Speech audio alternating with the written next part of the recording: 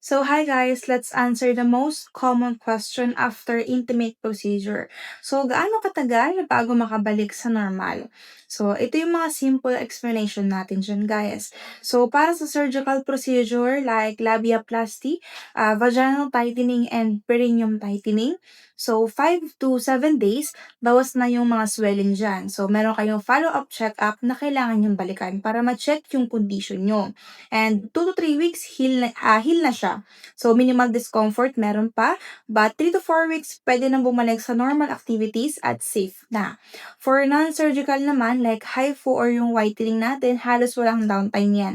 Pwede ka agad makabalik sa light activities, and ang result, syempre, nag improve over time. And right now, may free intimate brightening tayo kapag nag-avail ka ng surgical service. And if combo treatment, meron tayong extra free session pa. So, total of 3 yan, guys.